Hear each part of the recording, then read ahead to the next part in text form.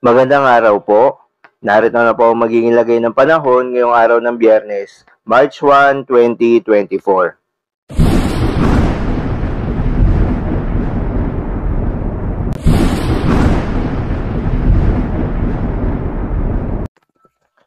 Sa kasalukuyan nga, ayon sa Pag-asa, itong northeast monsoon o hanging amihan ay bahagyang humina na nakakaapekto na lamang sa northern Luzon. Samantala itong easterlies o yung mainit na hangin galing sa karagatang Pasipiko ay patuloy namang nakakaapekto sa nalalabing bahagi ng ating bansa. Magandang balita naman dahil ayon sa Pag-asa ay walang binabantayan na low pressure area o bagyo sa loob at labas ng ating Philippine Area of Responsibility na maaaring makaapekto sa ating bansa. At dahil unang araw nga ngayon ng Marso, ang ahensya ng Pag-asa ay naglabas na nga ng datos para sa mga posibleng track ng mga bagyo na papasok ng ating Area of Responsibility.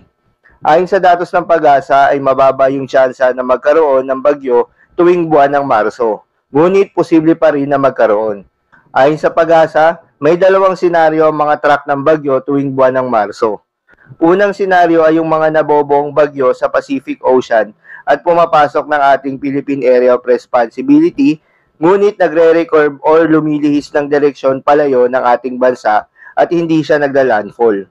Ikalawang senaryo, yung mga landfalling na bagyo na nabobuo sa may silangan ng Visayas at Mindanao ay kumikilos pa west, northwest at maaaring mag-landfall sa area ng Caraga, Visayas at Palawan hanggang sa mag-dissipate ito o malusaw sa may West Philippine Sea. Ngayong taon ng buwan ng Marso, posibleng isa o walang bagyo ang pumasok ng ating Philippine Area of Responsibility at kung meron man, ito ang unang bagyo ngayong taon at papangalanan itong bagyong Aghon. Dumako naman tayo sa magiging lagay ng panahon ngayong araw ng Biyernes. Asahan sa Cagayan, Isabela at Aurora ang maulap na kalangitan na may mahihinang pag-ulan dulot yan ng northeast monsoon. Sa Ilocos Region naman, Cordillera Administrative Region at iba pang bahagi ng Cagayan Valley ay asahan ng bahagyang maulap hanggang sa maulap na kalangitan na may kalat-kalat na mahihinang pag-ulan. Dulot din yan ng northeast monsoon. Habang sa Metro Manila at iba pang bahagi ng bansa ay asahan ng bahagyang maulap hanggang sa maulap na papawirin na may kalat-kalat na mga pag-ulan o pagkidlat-pagkulog. Dulot yan ng mga localized thunderstorms at easterlies. Posible ang mga pagbaha o pagguho ng lupa during severe thunderstorms. Kaya naman pinag-iingat pa rin yung mga kababayan natin sa mga banta ng pagbaha o pagguho ng lupa, lalo na sa mga lugar na inuulan na noong mga nakaraang araw pa.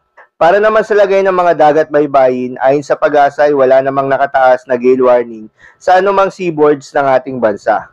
Ngunit sa bahagi ng extreme northern Luzon, ay bahagyang tumataas sa mga pag-alon dulot ng unti-unting paglakas ng northeast monsoon o hanging amihan. Habang medyo maalon pa rin sa may Pacific Ocean at banayad hanggang sa katamtaman na taas ng mga pag-alon sa may West Philippine Sea, Visayas, Sulu Sea at Moro Gulf. So yun lamang po para sa lagay ng panahon ngayong araw ng Biyernes. Keep safe everyone.